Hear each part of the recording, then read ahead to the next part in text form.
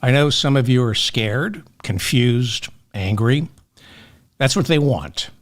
I'm not going to tell you this isn't an inflection point. It is. Right now, if you're an immigrant, a member of the LGBTQ community, a woman, a person of color, a government employee, or 99.99999% of this country, you have every reason to feel an entire suite of emotions. But some of what's going on is real. Most of it isn't. A lot of this requires seeing where the pain is and addressing who's in pain. A lot of this, what Trump and his crew are trying to do, is they're trying to see what they can get away with.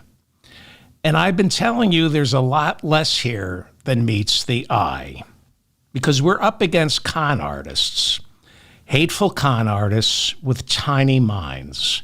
They always lose. Granted, they take a lot of people down with them.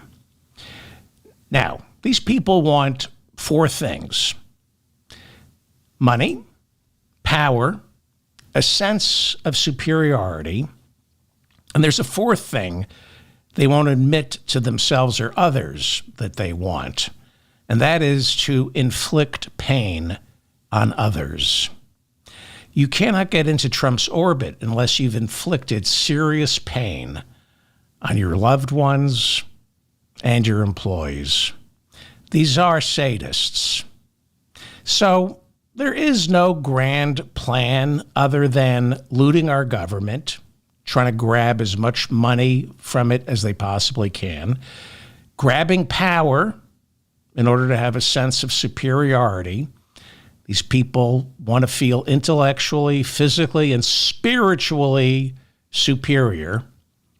And though they won't admit it to themselves, they want to see people suffer. They love watching people suffer. It's why this is the crew that loves UFC. It's why Joe Rogan is a UFC caster. It's why they love UFC, hunting, and guns. New Jersey Democratic Senator Cory Booker said this: Donald Trump and Elon Musk want you to believe that they're brave and noble truth tellers who are taking on a corrupt system to protect you from harm. They're not. They're corrupt billionaires who are trying to consolidate their own power by lying to you and hoping you won't notice. Don't let them, unquote. Trump signed an executive order Tuesday granting even more power to Elon Musk and his Department of Government Efficiency. According to the executive order, which will be challenged in the courts, I'm going to go over the courts and how they're thwarting Donald Trump. But according to this executive order, every federal agency must first clear all new hiring through the Department of Government Efficiency. What do I see here? What's going on there? There's a child in the Oval Office. Plus, Elon Musk brought his son. Every federal agency must now clear all hiring through the Department of Government Efficiency. The order calls for firing every federal employee whose job isn't protected by law. I'm going to go over all of this, and you're going to see there's a lot less here than meets the eye. I'm not telling you you shouldn't be angry, but I'm telling you we can look at this just as methodically as they are. And when you do, you realize, again, there's a lot less here than meets the eye. So, Pew Research Center reports nearly 2% of our economy's entire workforce is employed by the federal government. This is who they're targeting. Not smart politically.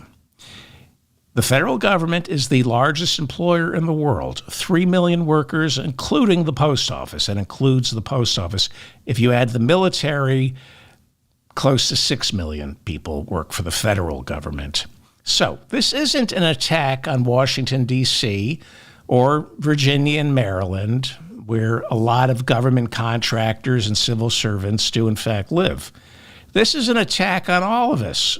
All of us.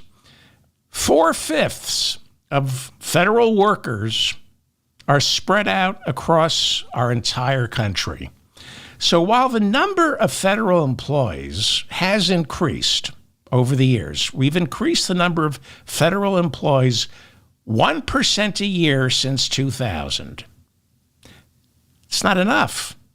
It's not enough. Our government is too small. It hasn't kept pace with the size of our population. The U.S. population in 2000 came in at 281,982,778. Today, it's 343,603,404 and a half. I only count Don Jr. as half a man. Anyway, the ratio of federal worker to American citizen has decreased. We need more federal workers, not fewer. Because as our population grows, there are fewer government employees to service them. 19% of the federal workforce is black. You cannot ignore the racism behind the contempt for government workers.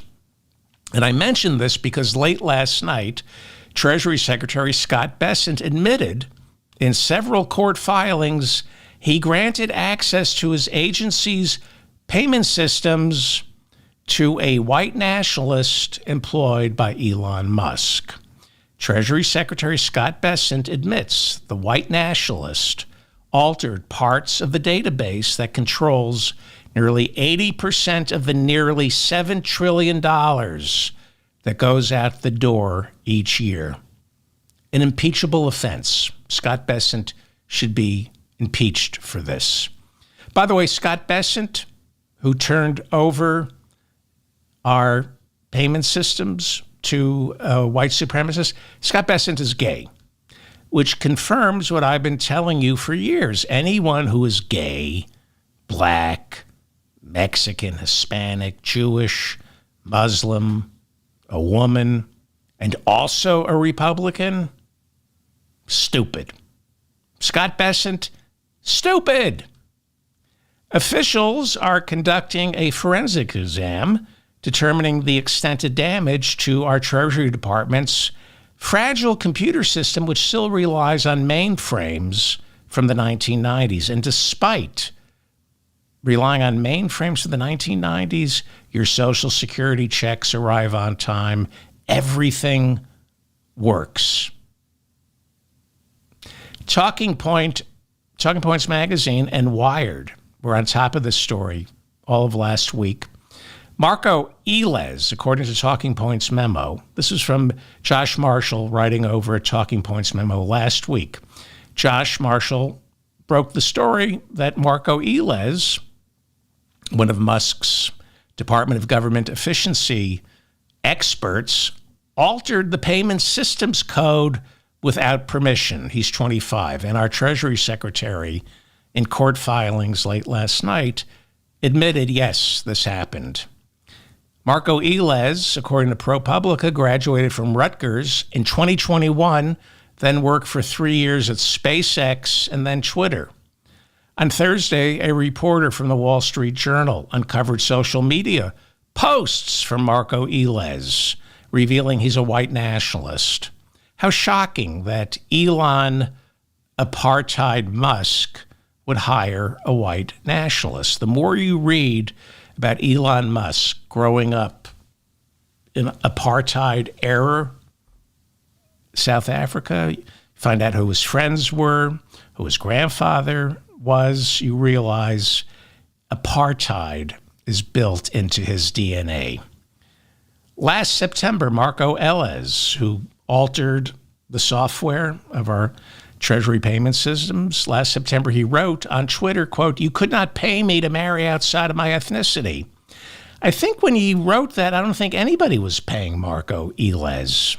I think he's an intern or at least a lot of these kids working over the Department of Government Efficiency are interns. And what's more efficient than slavery?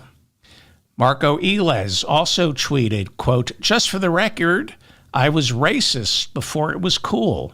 This is who was tampering. There was one person from the Department of Government Efficiency tampering with our $7 trillion a year payment systems, and it was this guy.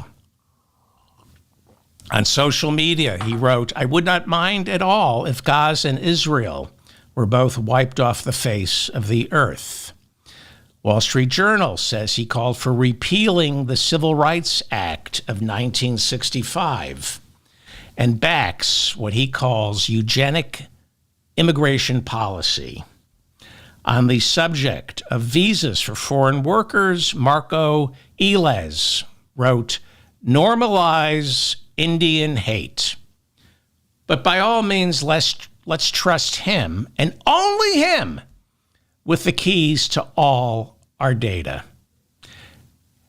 No security clearance other than the White House counsel said he was good to go. That's how it works now in the Trump administration. No more FBI background checks for anybody working at the executive branch. It's up to the White House counsel. Well, Elez resigned immediately because he thought this was the first Trump administration where you were supposed to keep your racism under wraps. But Elon Musk reminded everyone it's 2025 and immediately rehired Marco Elez. Now, word is he's not working for the Treasury Department anymore. That's according to the most recent court filings. Now, I talked about him on the last show, and I suggested that he was overqualified. His racism made him overqualified to be working over the Treasury Department. He belonged in the White House, where a white nationalist can do what he's supposed to. There are reports that he's been given a job somewhere over at the White House. We'll see. This is The Mop Up. I'm David Feldman in New York City. Thank you so much for finding me. Please like this episode so I remain in your feed. Donald Trump actually kept a promise and imposed 25% tariffs on all imported steel. Sure, you MAGA morons are cheering right now, but let's hear what you're saying after you're forced to start paying double for the plates in your skulls. Actually, Donald Trump didn't keep his promise. Those tariffs are scheduled to kick in March 4th, which means they're not happening. Watch. Just like the 25% tariffs on Canada and Mexico, not happening. By March 4th, when these tariffs are supposed to start, he'll reverse himself. Trump also signed an executive order banning his Justice Department from enforcing the Foreign Corrupt Practices Act. This law makes it illegal for American businesses to bribe foreign governments, which Donald Trump actually said places us at a distinct disadvantage. Also, when we don't bribe other governments don't bribe Trump. Which brings me to Emil Bove, acting Deputy Attorney General, who ordered prosecutors yesterday to drop the indictment against New York Mayor Eric Adams. Adams was indicted last September, accused of accepting bribes from the government of Turkey. Deputy Attorney General Emil Bove called the Adams indictment against Department of Justice policy because it came so close to Adams' reelection campaign. Nobody believes that. The race for New York City mayor is this year. The indictments came down, I think, 9 months before the primaries. Some kind of deal was made. The American Bar Association issued a statement accusing Donald Trump of committing wide-scale affronts to the rule of law. The American Bar Association accused Trump of making our country weaker by attempting to dismantle Washington while ignoring legal processes and procedures. This is our alcoholic Secretary of Defense, Pete Hegseth. He's hard at work. He likes to tidy up the office all by himself, doesn't need nosy cleaning ladies getting all up in his business. And on Monday, in a triumph for white nationalists everywhere, our new Secretary of Defense, Pete Hegseth, renamed Fort Liberty to Fort Bragg.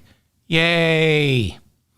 The military base's name was changed in 2023 from Fort Bragg to Fort Liberty because Confederate General Braxton Bragg was a slave-holding Confederate general, and he lost the war.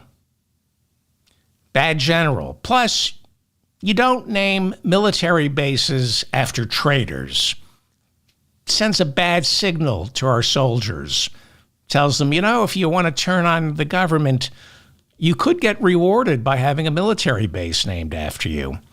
So, because of a law passed back in 2020, our Secretary of Defense could only rename it Fort Bragg if the Bragg was somebody other than the Confederate General Braxton Bragg. This is true.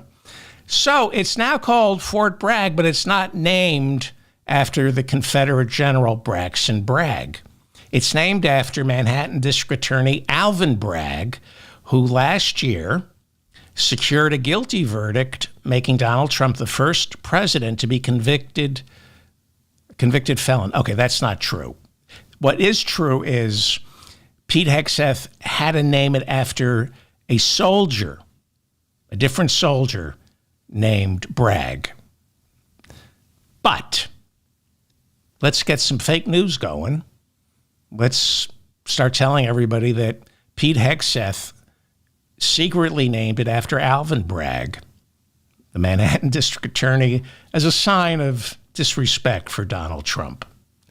Speaking before the European Command headquarters in Stuttgart, Germany, Pete Hegseth was booed and heckled by military families because of his dismantling of DEI programs inside the military. Also, an anonymous active duty general told military.com that Pete Hegseth is an effing racist because he ordered the military to stop recruiting at the Black Engineer of the Year Awards conference. This is where the military for years has been signing up black soldiers.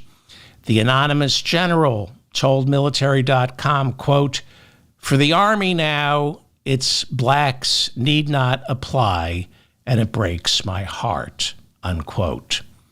Earlier in the week at a military town hall, Pete Hegseth said, quote, "Our diversity is our strength is the single dumbest phrase in military history." Really? Dumber than I'm nominating Pete Hegseth from Fox News for Secretary of Defense? Dumber than that? Hegseth, according to friends, family, co-workers, ex-wives, sisters-in-law, is an alcoholic and a white nationalist who believes America is a Christian nation. And, good Christian that he is, Pete Hegseth cheated on his wife just weeks after she gave birth to their child. What other Christian does that remind me of? Also, Pete Hegseth's mother wrote him an email where she accused him of being abusive towards women. His own mother is on record saying, "You abuse women." She later apologized. She didn't take it back. She just apologized for writing that email to him. Well, Marco Rubio is our new Secretary of State. The State Department has pulled the plug on its Office of Weapons Removal and Abatement. For 22 years, the Office of Weapons Removal and Abatement provided 125 nations more than $5 billion to remove unexploded munitions, munitions that we probably either sold them or put there. These munitions include still active landmines and improvised explosive devices. In 2023, the department that we're getting rid of disposed of at least 50,000 still active landmines and improvised explosive devices. By doing this, they reduced hunger by creating nearly 50,000 acres of newly arable land. See, once you get rid of the mines, farmers can farm because they're not worried about getting their limbs blown off. By the way, the United States of America is not a signatory to the Ottawa Convention, which forbids the use and stockpiling of landmines. We're not a signatory. 164 countries have signed on to that agreement. China, Russia, India, Israel, Pakistan, Syria, Iran, Saudi Arabia, and the United States of America have not. President Obama said America couldn't sign the treaty because our military relies heavily on planting landmines in South Korea to prevent North Korea from invading. Last year, President Joe Biden provided Ukraine with landmines to help in that country's ground war against Russia. Here's Princess Di in Angola right before she died, walking through a minefield that had been cleared by an organization called the Halo Trust. Here's Prince Harry walking through another minefield in Angola 5 years ago. Here is Princess Diana talking with farmers and children whose limbs were blown off after they stepped on landmines. Great Britain signed on to the landmine treaty 3 months after she died. This is The Mop-Up. I'm David Feldman in New York City. Please hit the like button so I remain in your feed, and share this episode. Please, that's the best way to help me. Donald Trump warned Hamas if they break the ceasefire in Gaza, then all hell is going to break loose, unquote.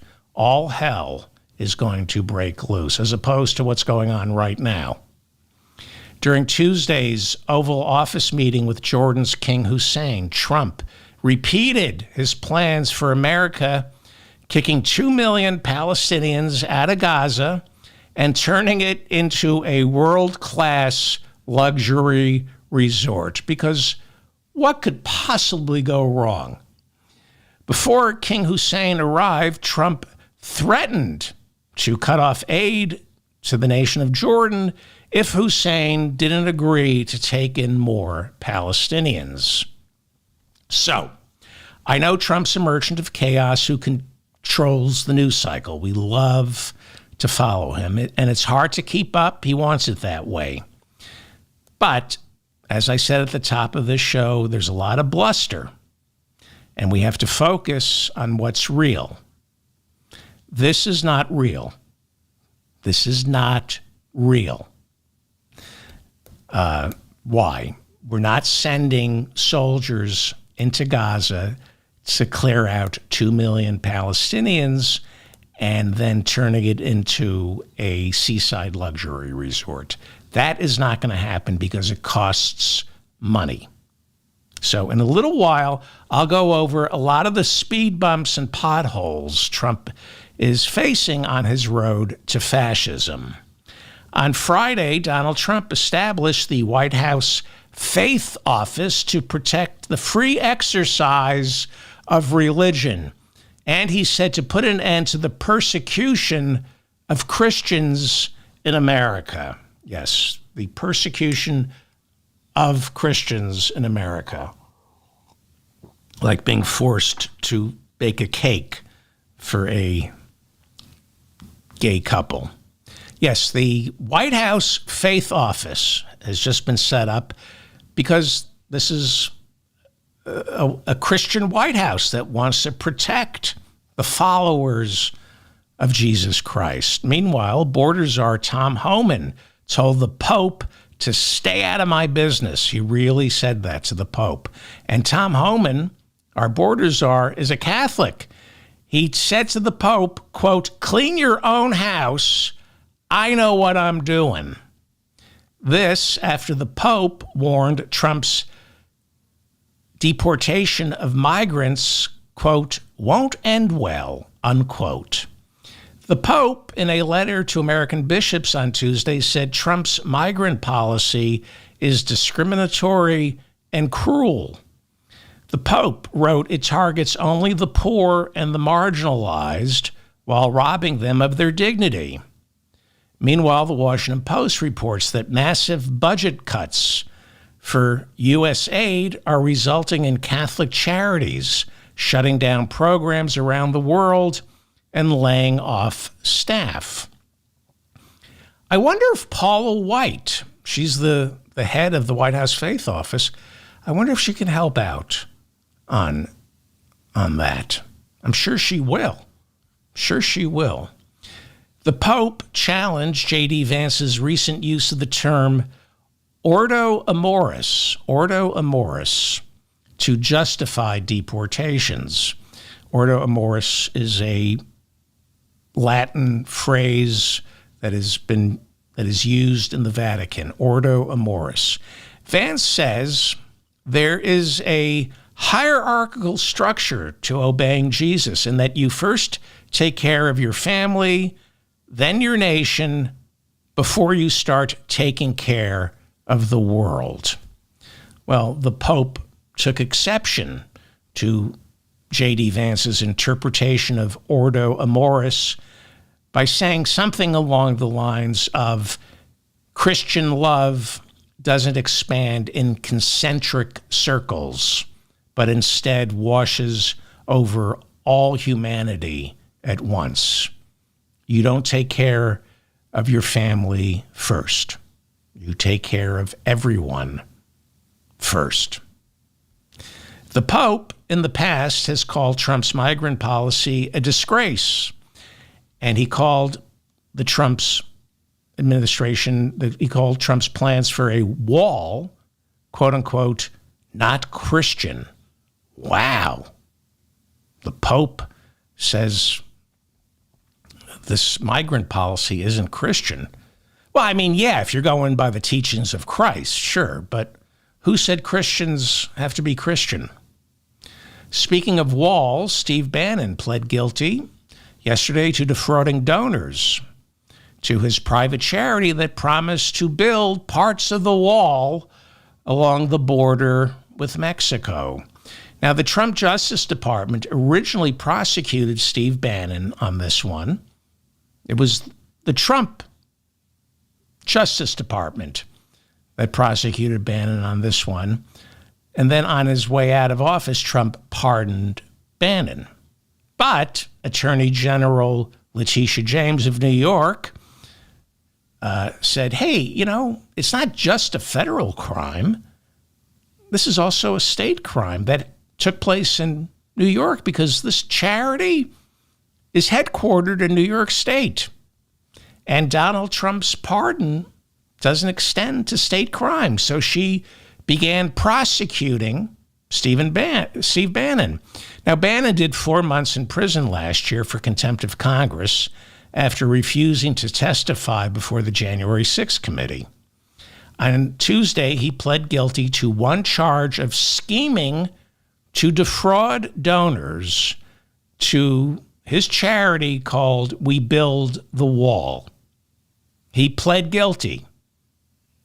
He said, yes, I tried to defraud donors to We Build the Wall. And he negotiated what's called a 3-year conditional discharge. What is a 3-year conditional discharge? It means he's white and wealthy, so he's not going to prison unless he breaks the law again.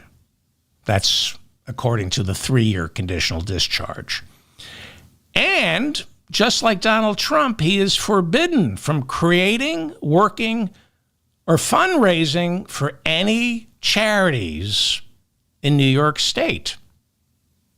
So Donald Trump, besides being a convicted felon, in November of 2019, I need not remind you, but I will, while Donald Trump was president in 2019, New York State Attorney General Letitia James got Donald Trump banned from running any charities in New York State for 10 years after Donald Trump, President Trump, he was president at the time, agreed to settle a civil lawsuit charging the Trump Family Charitable Foundation. Yes, up until 2019, there was a Trump Family Charitable Foundation.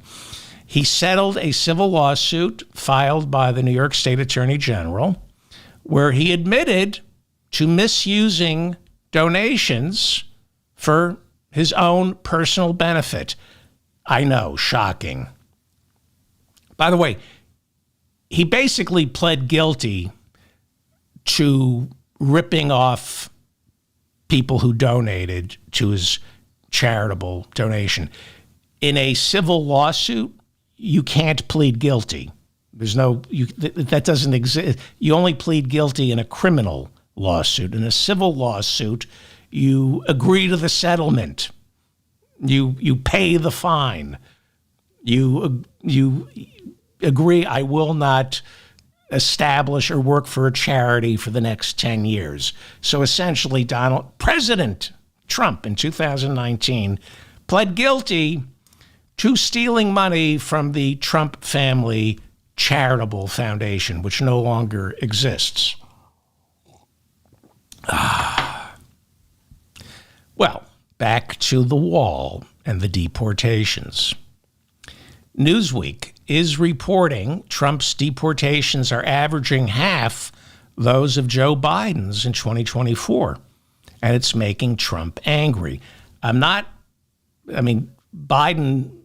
in 2024 was the deporter in chief. I'm not going to lie to you and say ICE isn't ruining lives, but they're not ruining enough. And this is getting Trump angry. Trump border czar Tom Homan and the new Office of Budget and Management chief, Russell Vought, warned Congress on Tuesday in a letter that ICE is running out of money. There's still no 2025 budget, and that continuing resolution, which keeps the government running, it expires about 4 weeks from this morning. Senate Budget Chair Lindsey Graham met with border czar Tom Homan and the director of the Office of Management and Budget, Russell Vought. He met with them yesterday. They had a lunch in the White House. According to Axios, Lindsey Graham came out of that meeting and said, quote, "After hearing these two gentlemen today, we're living on borrowed time." That's because ICE is running out of money. So we're living on borrowed time. White House officials on Tuesday told Republican senators in a private meeting they need $175 billion over the next 4 years to handle the border. 175, and where do you think that money's going? CoreCivic, the GEO Group, all the for-profit private prisons. I mean, that $175 billion could be spent relocating the migrants, sending them to the hundreds of mid-sized communities desperately in need of workers, like Springfield, Ohio. The Intercept reporting some of that $175 billion that they need for border security, for deportation and detention. The Intercept is reporting some of that $175 billion will go towards paying private contractors to monitor critics of ICE who ICE fears might have a quote-unquote proclivity for violence against ICE agents. They're worried about ICE agents being threatened by critics of ICE. So they've put out a bid for private contractors to help them. Can't do it, can't have the civil service do that because that would be cheaper. No, let's hire private contractors to do this job where they charge 3 times as much.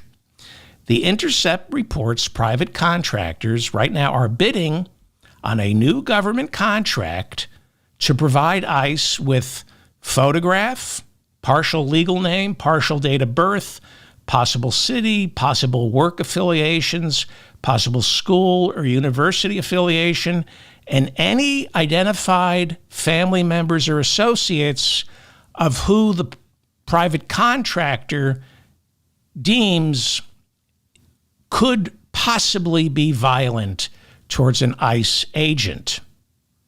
So they're going to scour. The job is scour social media. That's what they said specifically. Looking for critics of ICE who these private contractors then decide pose a serious threat to ICE. So private contractors, this won't be civil service, which means they'll charge 3 times as much, 4 times as much, and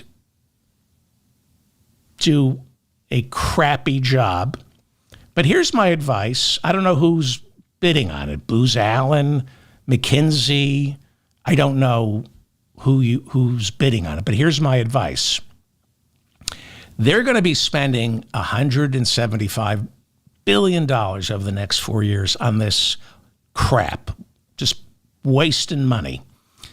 If we let them spend 107, but let's assume they're going to spend $175 billion and you get the contract. Well, there's a lot of money to be looted. So my advice to you, if you get this government contract, to start looking and monitoring leftists, people who think ICE should be abolished, make it look like there are gangs of anti-ICE activists out there on social media who not only need to be monitored, but, maybe rounded up by ICE. Create an hysteria, scare ICE, scare Republicans, scare the American people, convince everybody that there are violent, pro-immigration, anti-ICE activists who are a threat from within. And so you'll get more money to monitor these people who don't exist, and you'll make a fortune, and you don't have to do anything. It's kind of like what I do. You sit around all day and stare at the wall. These people don't exist, but you can get paid a lot of money to create terrorists who don't exist. Where am I?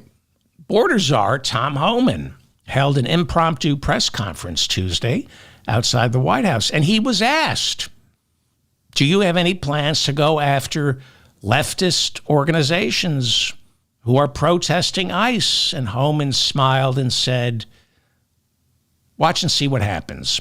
That's what he said, watch and see what happens. I warned you when Biden was president that we had to abolish ICE. I warned you that should somebody like Trump ever get back into the Oval Office, ICE would be his palace guard, his Gestapo. It's not going to happen. We're not there yet. But these people, these ICE needs to be abolished. I have asked candidates for office, tell me what ICE does. What value does ICE perform? And they can't tell me. They don't do anything. They're worthless. ICE needs to be abolished. a coalition of Jewish and Christian faith-based organizations filed what is now the second lawsuit challenging ICE's new policy of rounding up immigrants inside places of worship, specifically churches. This is the new policy, arresting migrants in churches. Gee, I wonder if Paula White, the new head of Trump's White House Faith Office, can help with this, because this is the persecution of Christians. All these migrants being rounded up inside our churches, these are Christians. And according to the lawsuit, ICE agents just arrested a Honduran asylum seeker while he was worshiping alongside his wife and children. How'd you like to do that for a living? Grab an asylum seeker in a church while he's worshiping alongside his wife and children. How was work today, honey? Did you traumatize any children for life? Yes, dear. Yes, dear. The lawsuit says the arrest took place inside a Pentecostal church in Georgia during the middle of the service. Praise Jesus. The man they arrested was the father they arrested was already wearing an ankle bracelet. He had set up a court date for his asylum hearing. He wasn't breaking the law. But ICE needs to put numbers on the board. Trump is angry. This lawsuit says ICE's new policy infringes upon the plaintiff's right to worship and hold services. Churches are saying you're infringing on our religious freedom. Faith leaders in this lawsuit complain that because of ICE raiding these churches, attendance is declining because many of the congregants fear being arrested. And need I remind you, they're arresting American citizens for speaking Spanish. More on that in a second. Lawyers for the plaintiffs argue ICE is in violation of the Religious Freedom Restoration Act. Yes, ICE is. As well as the First Amendment, religious freedom, First Amendment. Dragging people out of church who are in this country legally. This father had an ankle bracelet on. He was waiting for his asylum hearing. He wasn't breaking the law, which is why most of the people being rounded up, not most, but a lot of them are just being put back, I don't want to say put out on the street again because that makes them sound like criminals. They're not criminals. They're just being released. It is not criminal to be in this country without documentation. It's not a crime.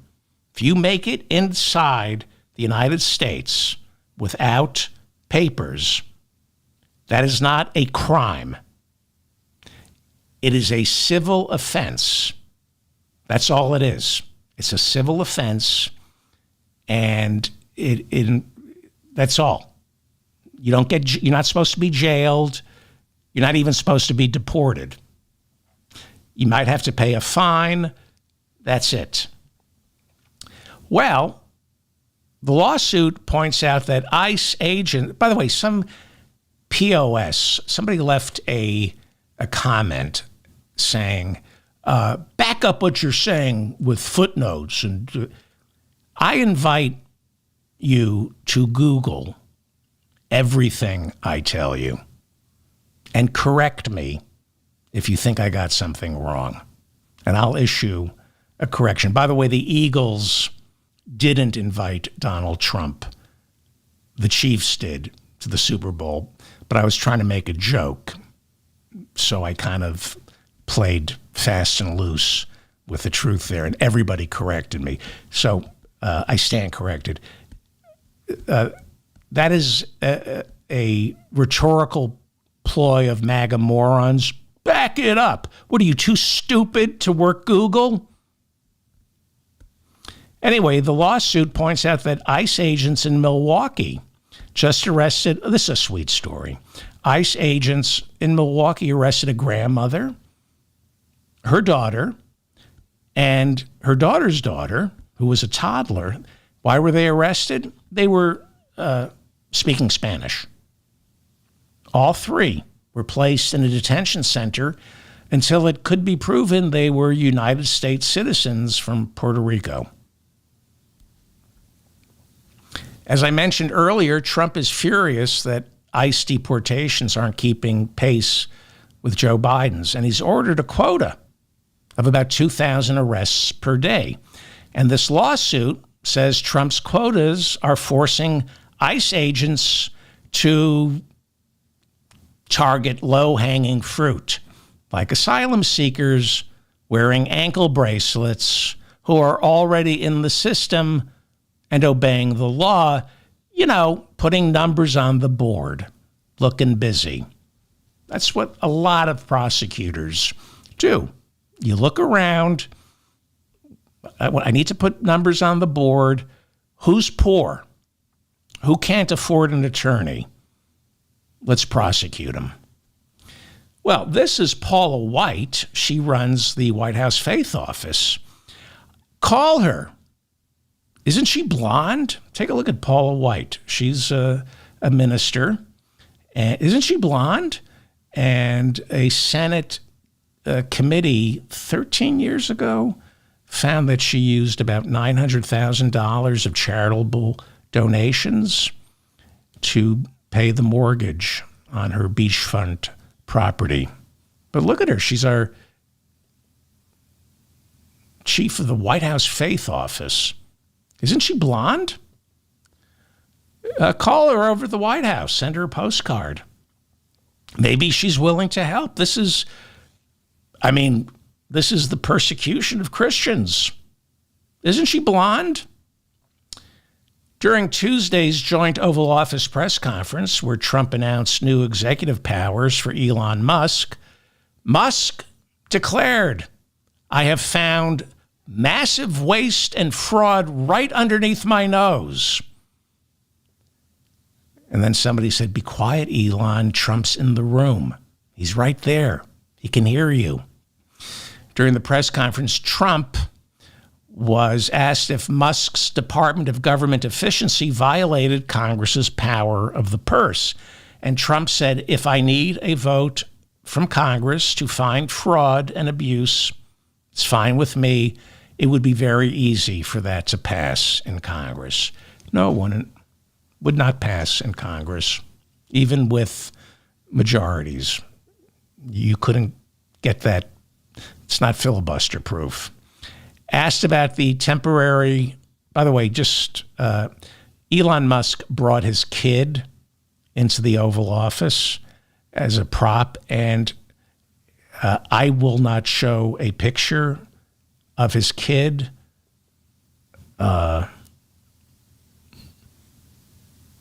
Is that Lindsey Graham?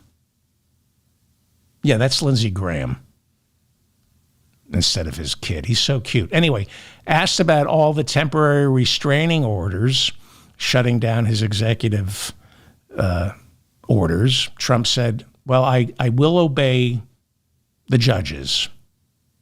So that's Lindsey Graham. Oh, look at Lindsey Graham. He's so happy. Look at him. Here he is on Elon Musk's shoulders, just grinding into Elon. Little Lindsey Graham, little lapdog, Lindsey Graham. The Guardian reporting 11 federal agencies are currently investigating 6 of Elon Musk's businesses over a large swath of complaints.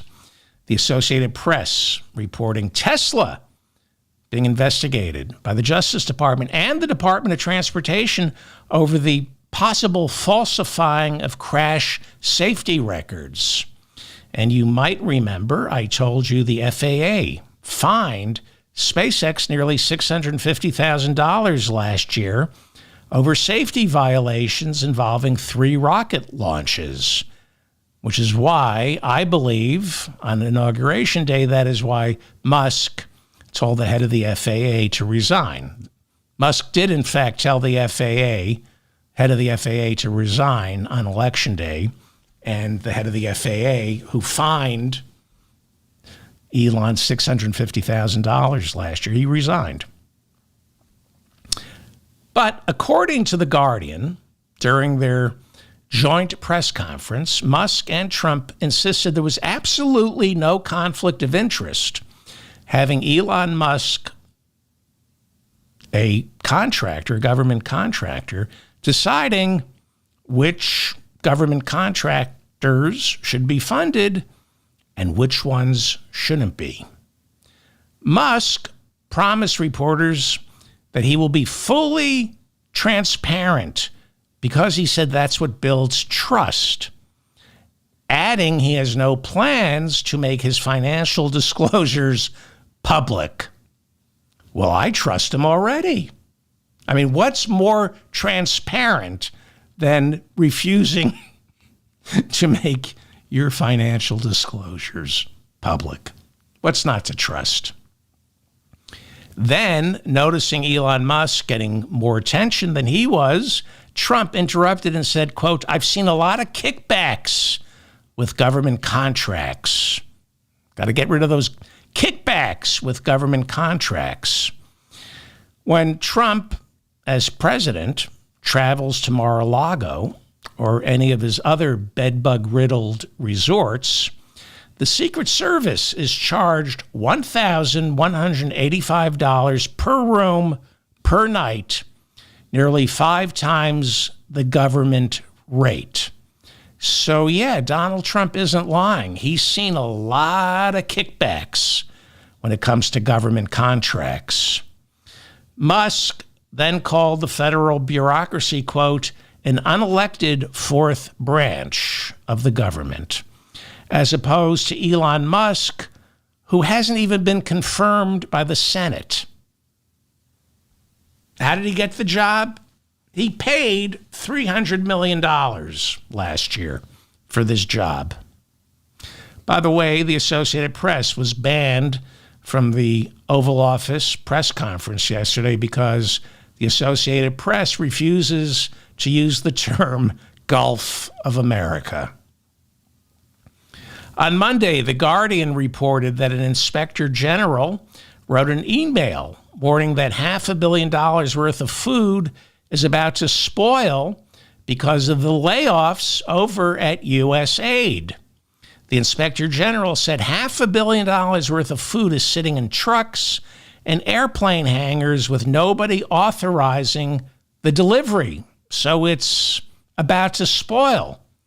Well, Donald Trump on Tuesday had no choice but to snap into action and fire that inspector general. This is true. The inspector general wrote an email saying $500 million of food is spoiling.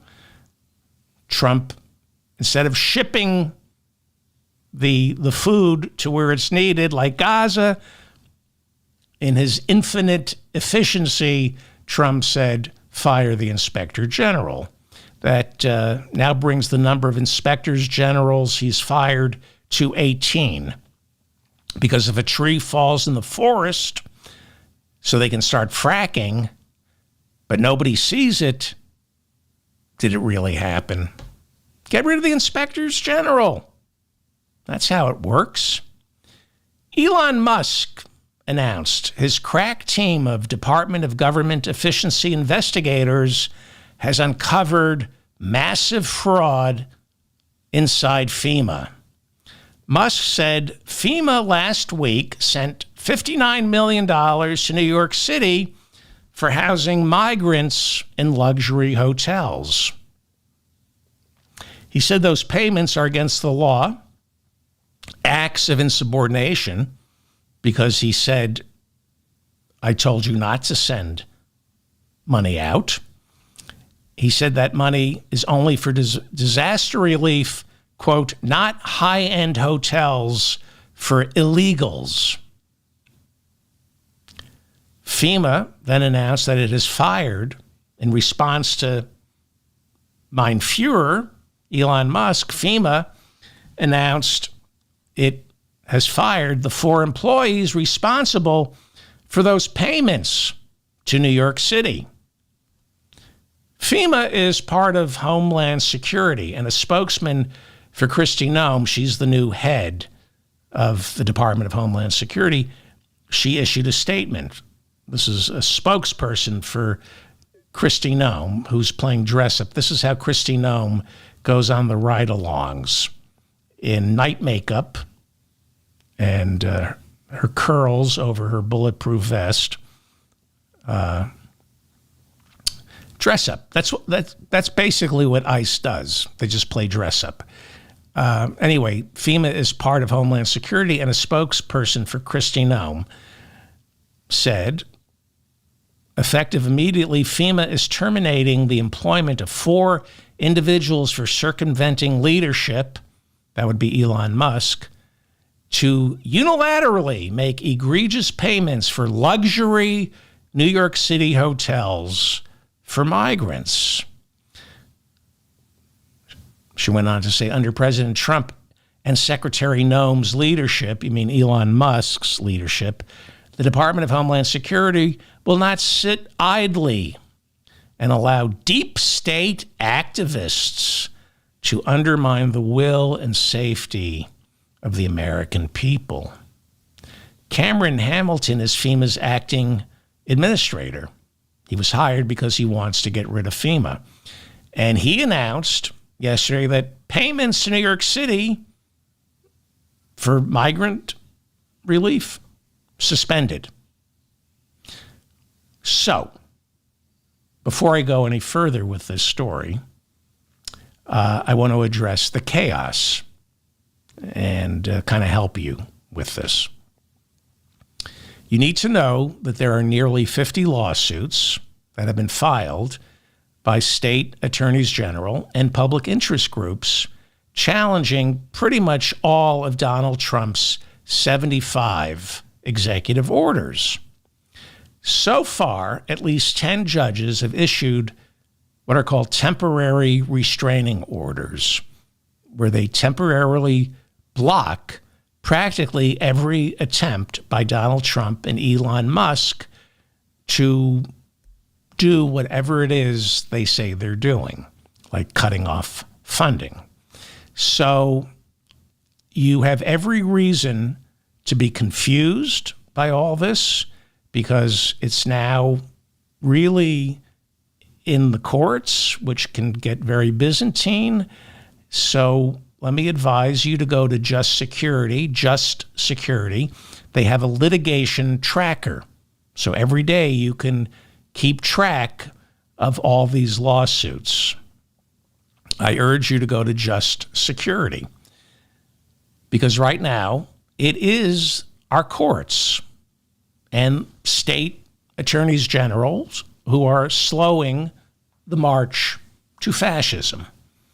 According to Just Security's litigation tracker, and I'm not going to go over all of them, but as the weeks continue, I will be using Just Security's litigation tracker.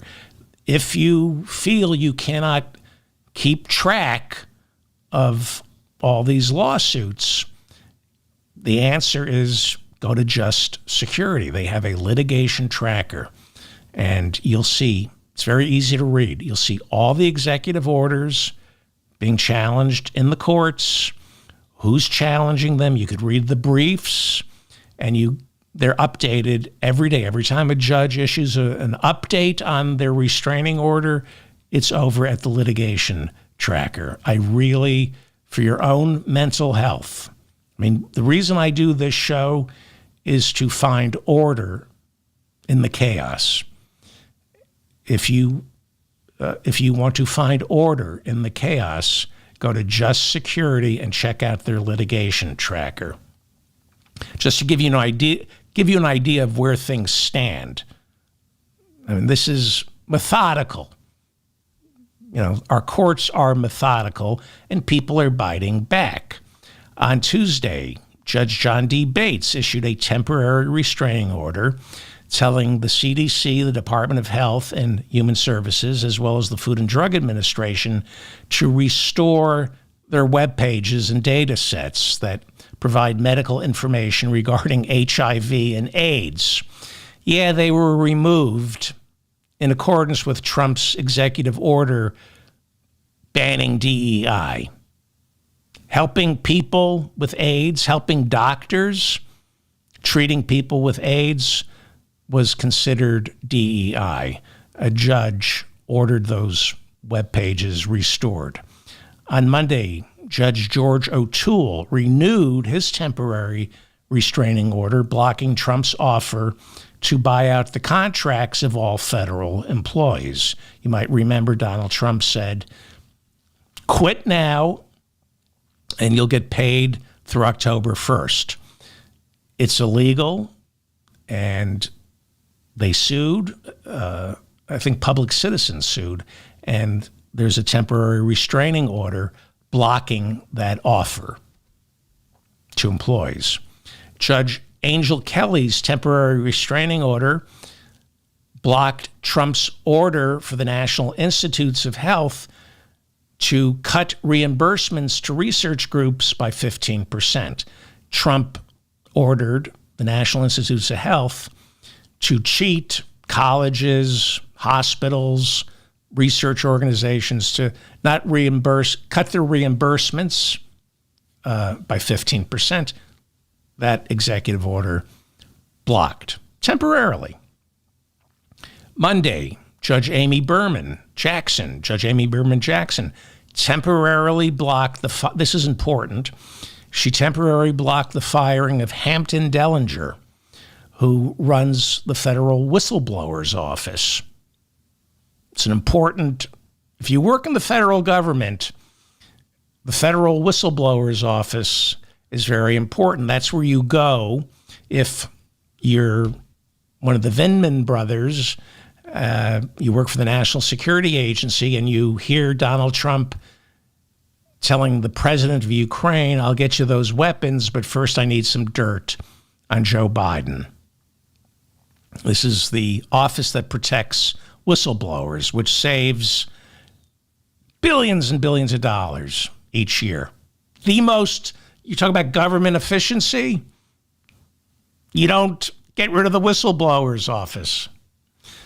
Well, Judge Amy Berman Jackson has temporarily blocked the firing of Hampton Dellinger, who runs the whistleblowers office. Judge Joseph N. LaPlante issued one of at least 3 temporary restraining orders on Trump's birthright citizenship executive order. Some of those judges are just appalled by this one. This is a big one. Judge Paul Engelmeyer issued a temporary restraining order blocking the Department of Government Efficiency from accessing the Treasury Department's payment systems. This is the big one. This is, the white nationalists altering the software for the payment systems. It's a little confusing, but Judge Jeanette A. Vargas has now taken over this case, and she will begin oral arguments on Elon Musk accessing the Treasury Department's payment systems. Those oral arguments begin on Friday. If all of this is confusing and overwhelming, it's supposed to be. That's Project 2025. Even U.S. District Judge John Bates, who issued one of the restraining orders blocking, he put a restraining order on Musk blocking funding for scientific research. Even U.S. District Judge John Bates on Monday said, quote, "It's hard for me to keep up.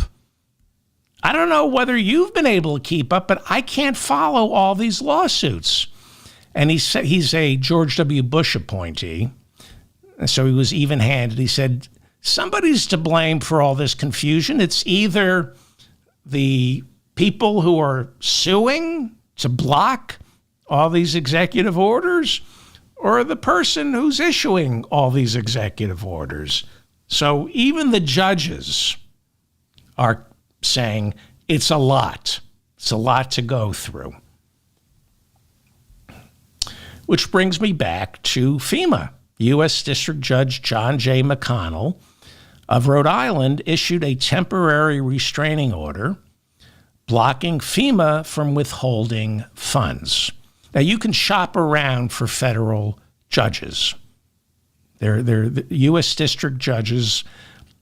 If you're going to sue the United States government, if you're a conservative, you go to the district judges in Texas.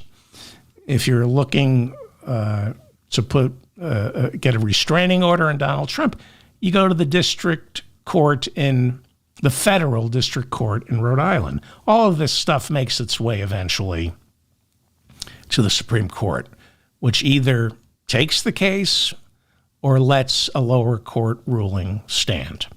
Well, U.S. District Judge John McConnell of Rhode Island issued a temporary restraining order blocking FEMA from withholding funds.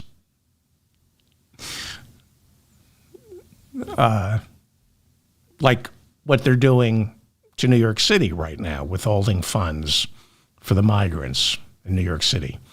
And on Monday, the judge issued a warning that despite his temper is continuing to withhold funding, that they're ignoring his restraining order.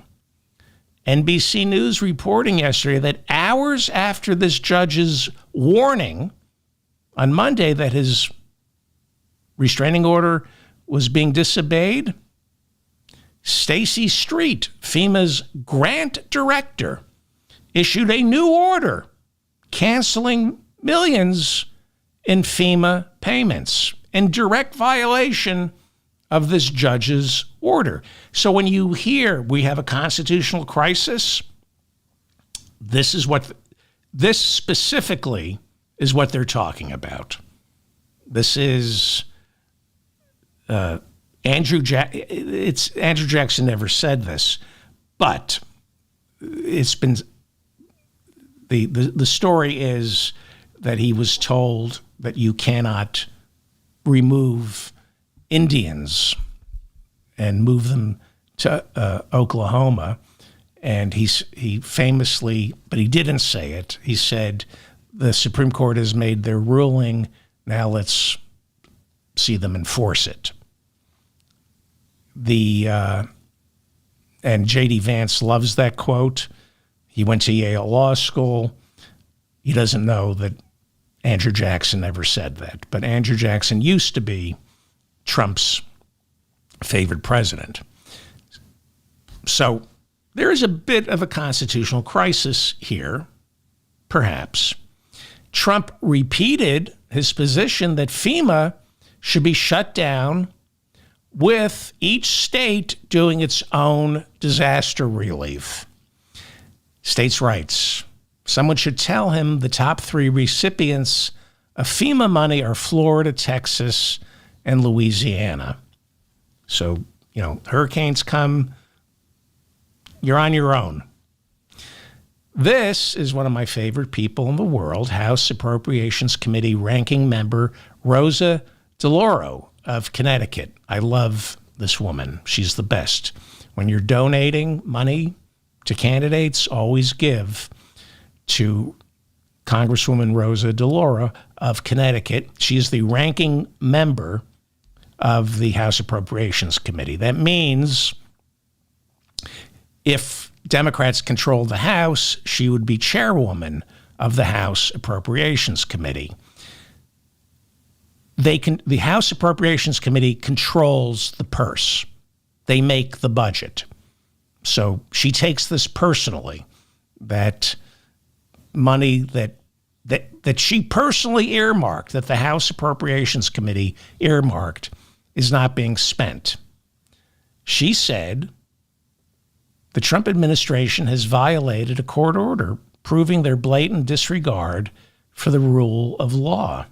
She went on to say, following the United States District Court for the District of Rhode Island's temporary restraining order on the Trump administration's funding freeze just last week, the court has already found the Trump administration to be in violation of the order in yet another flagrant breach of our Constitution's checks and balances.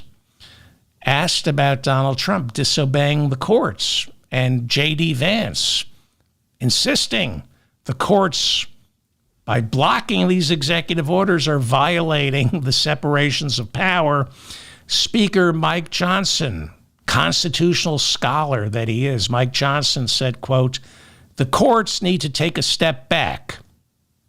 Of course, then he goes on to say, of course, the branches have to respect our constitutional order, but, quote, there's a lot of game yet to be played, unquote. There's a lot of game yet to be played. This is a game. They're trying to see what they can get away with in the courts. They don't care who suffers. It's a game. It's a game. Because, as I told you at the beginning, they want four things: money, power, a sense of superiority, physical, intellectual, or in Mike Johnson's case, spiritual.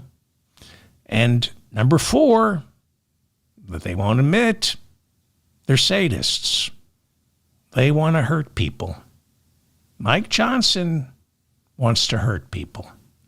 He won't admit it to himself, but he delights in the suffering of others. Well, the problem with FEMA cutting off funding to New York City because migrants are staying in luxury hotels, the problem with Musk claiming this is it's a lie. The same way Elon Musk claiming U.S. aid spent $50 million to bring condoms to Gaza. Remember he was saying that? A lie. Now, to Elon Musk's credit, at least during the joint press conference in the Oval Office yesterday, Musk admitted he got that one wrong. I mean, that's something Donald Trump would never say.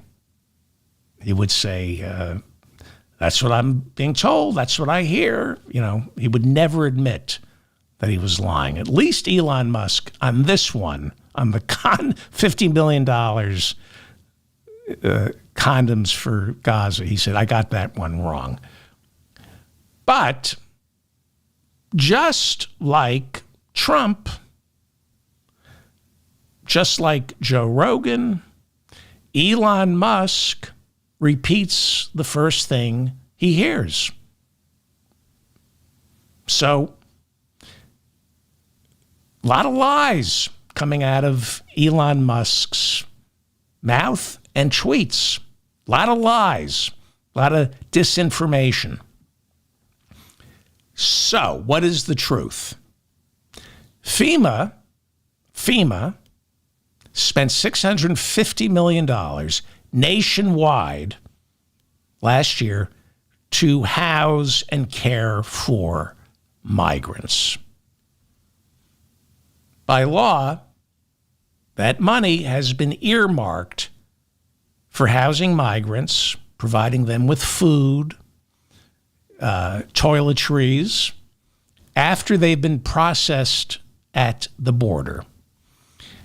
It is congressionally authorized money that must be spent by FEMA on migrants, not disaster relief. It has to be spent only on migrants by law, that money has to be spent on these people. See that? These are migrants. Take a good look. These are the people that $650 million has to be spent on these people if they're lucky enough to make it here. Okay? Not disaster relief on these people, because FEMA has two responsibilities. And with those two responsibilities are two separate budgets by law. By law, FEMA has an entirely different bucket for financing disaster relief. Again, I'm going to go slowly here because this is a Republican talking point that is a lie, and lies grow in darkness. So I want to explain. Okay? FEMA, by law, has two responsibilities. The first responsibility is disaster relief. The second is providing for migrants who are being processed by our immigration courts. They are not illegal aliens, okay?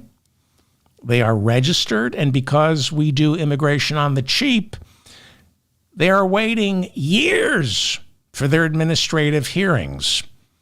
So FEMA spends money to help get them on their feet, jobs, housing. They work with churches, mosques, synagogues to help these people.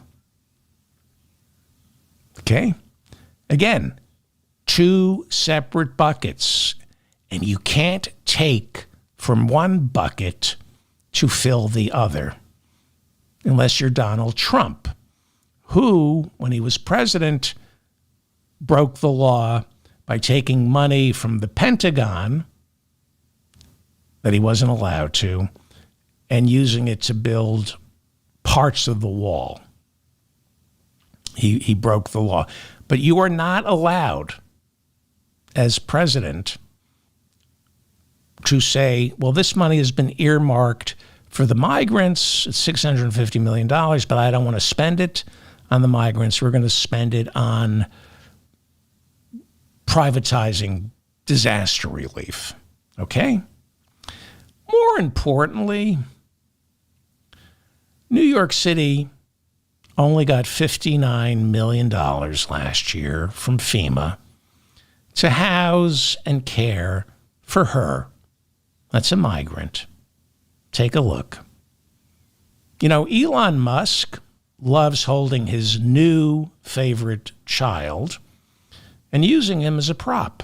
Everywhere Elon Musk goes now, he's got his kid. God bless his kid.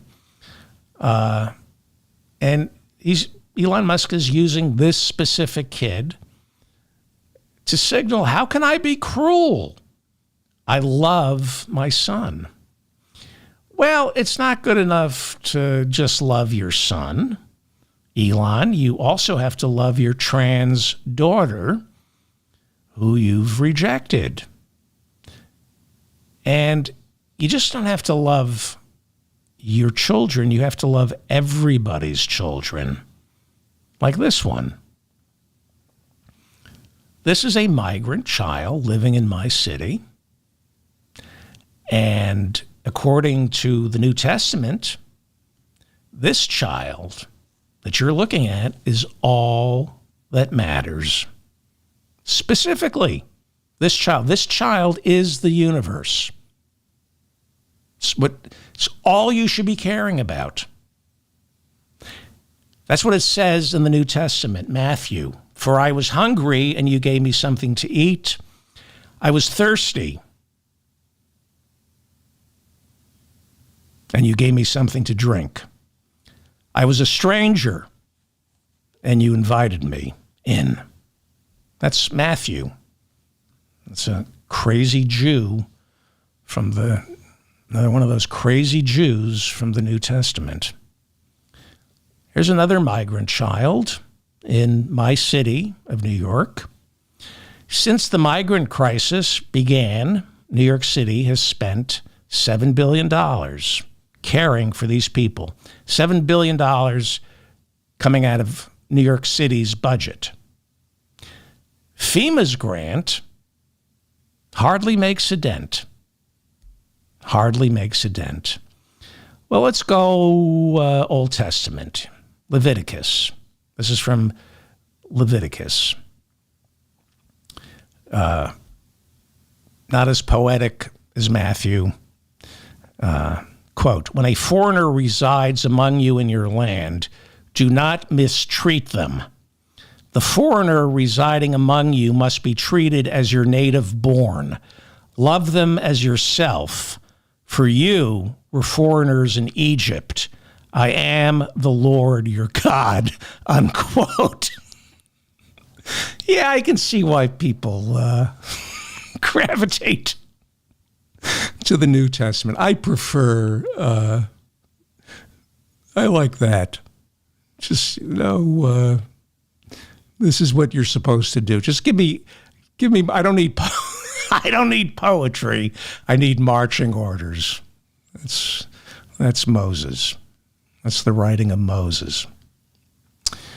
Nobody is staying in luxury hotels here in New York City. That $59 million FEMA gave to New York City last year didn't go towards luxury hotels. I think if you're lucky, $59 million would get you maybe a suite at the Plaza, if you're lucky. Nobody's staying in luxury hotels. It's a lie. Like the condoms for Gaza. It's just a lie. And Elon Musk doesn't care. He just doesn't want to pay taxes. People will say whatever they have to not to pay taxes. And he's a sadist. Okay? See? Elon, that's why Elon is walking around with his beautiful child. Look, everybody, I love children. If you have to parade one of your kids, do a dog and pony show with one of your kids to prove to people that you're not a prick, you're a prick who delights in the suffering of others. This is a migrant child staying in a church here in New York City. I'm proud to say, this makes me proud to have been born in New York and to have come back to New York. This makes me proud of my city. The $118 million that FEMA will be giving this year, FEMA's going to give $118 million, supposedly, if the judges have their way. That money, the $118 million that FEMA will give New York City, goes towards this, reimbursing homeless shelters, schools, churches, and the occasional budget motel that houses migrants.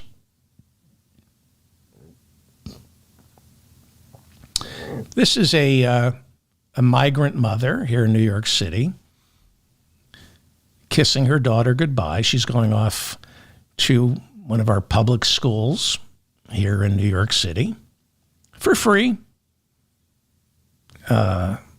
And she can probably go to a lot of public universities. They're not free, but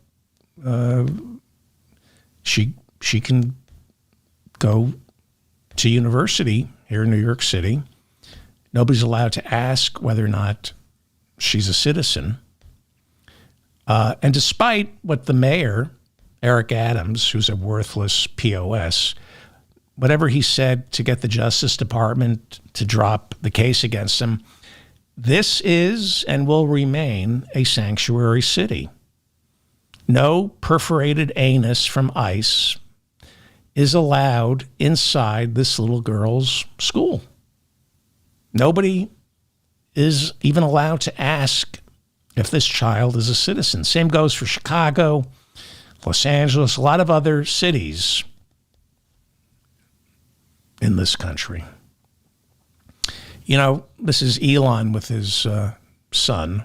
I don't want to show his son, but Elon loves posing with his new favorite son. We'll see how long that lasts. Didn't last with his transgender daughter. Again, anybody who has to parade their child around to prove that you're not a monster is a monster. Elon was once an illegal immigrant. Elon Musk came to America from South Africa on a student visa, and disruptor that he is, he didn't go to school. He was supposed to go to Stanford. He said, you know what, I'm going to work, in direct violation of immigration law. And had Elon not been South African, had he been South American, had he been a person of color, you know, he might have been rounded up and sent back. Here's a migrant dad here in my city getting ready to take his son to school. You want to separate them? You want ICE coming into their church and taking the father away? Is that what you want? Who wants that? Here are two migrant children in my city of New York walking past homeless people sleeping on crates. They're heading off to our New York City public schools, where nobody asks them where they come from.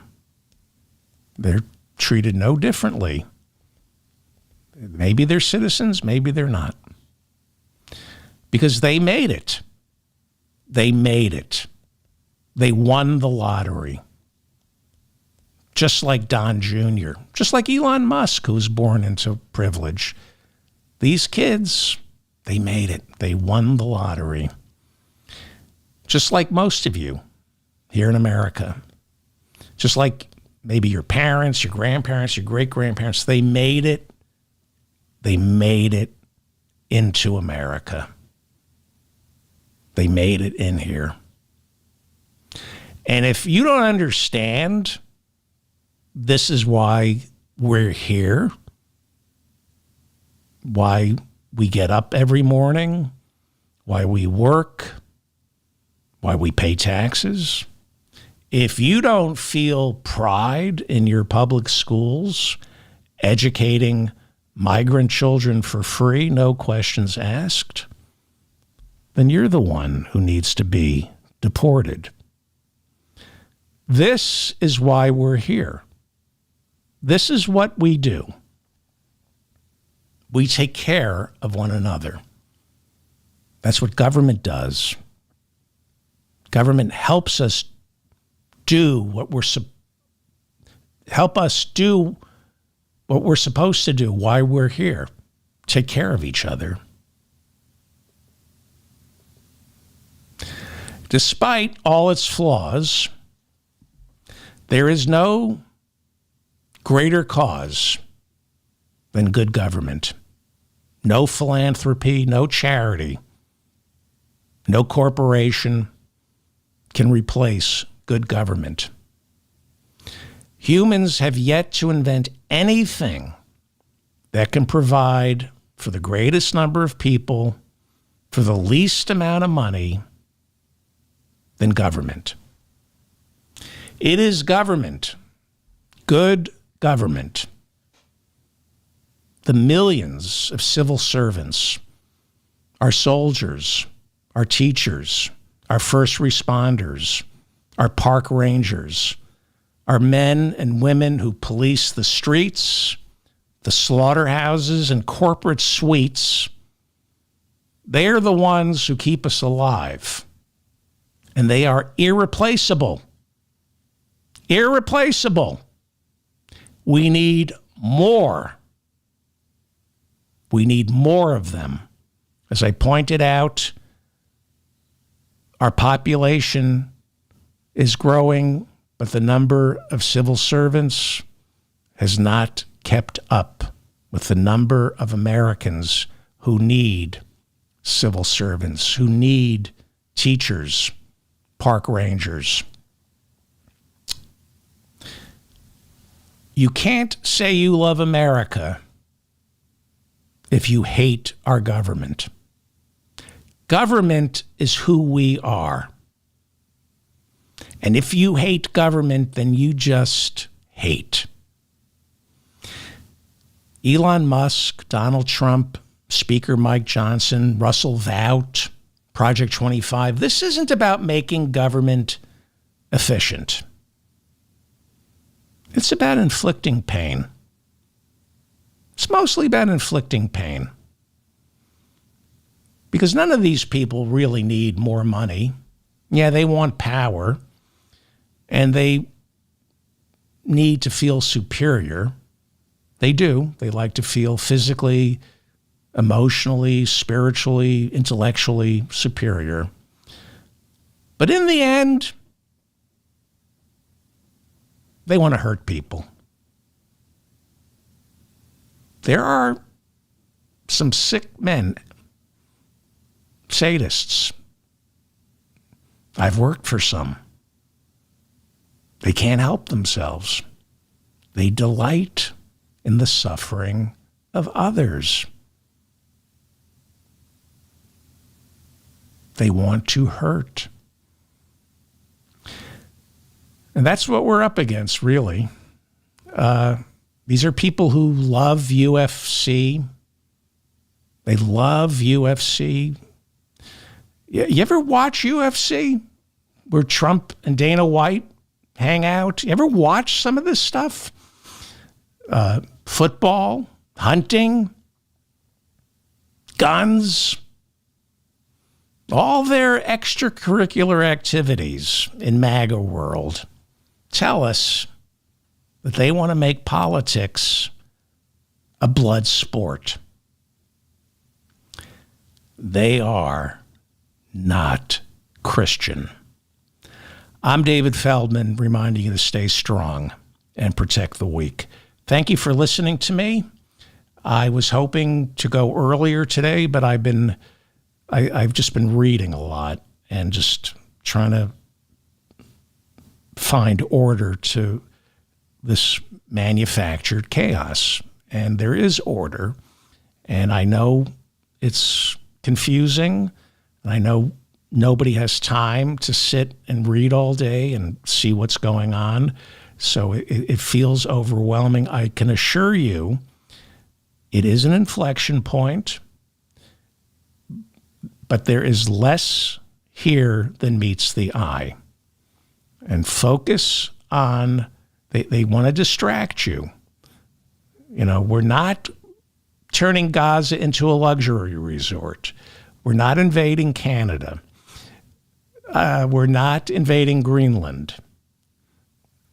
A lot of these, I'm not saying that the detention centers aren't happening and the deportations aren't happening, but they're not happening at the magnitude Trump wants you to believe.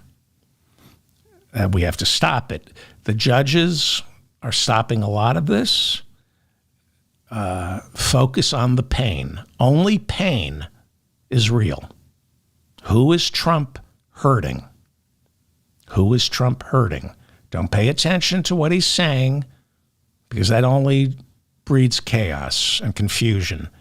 Who's being hurt? Where is the pain?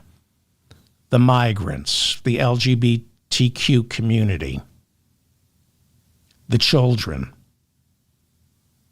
Focus on the real pain and help somebody.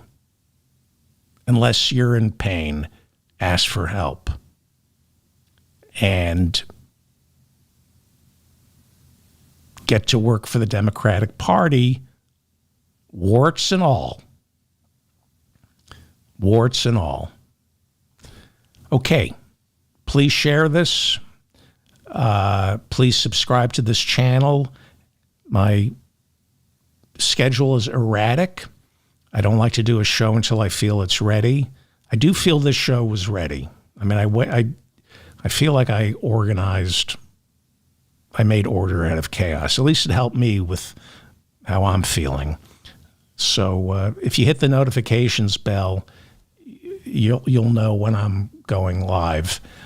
And I'm not trying to be a martyr here, but this type of show is being throttled back on certain platforms. So I need my listeners to help out here and share these episodes. The only reason you're listening to me is because of my audience. You share me, and I can't thank you enough. Thank you to Mila and Bob in the chat room for keeping the conversation civil. If you're a longtime listener, you know I read all your comments. And if I've made a mistake, correct me, and I will issue a correction. But don't ask me for footnotes. Sick of that. These MAGA morons. I delete. If you're a MAGA moron, I just delete your comments. Back up what you're saying. If you're too stupid to Google what I'm saying, don't listen to this show, you MAGA idiot. Okay. And stay angry. Be angry. You should be angry. Anger's good. Depression is anger turned inward. Anxiety is, I don't have power. Anger is power, as long as you don't hurt anybody. But, Chloe writes write letters, pick up the phone, and don't get arrested. And don't do anything that makes people think you should be arrested. But be angry. All right, goodbye. I'm going to go put my fist through a wall.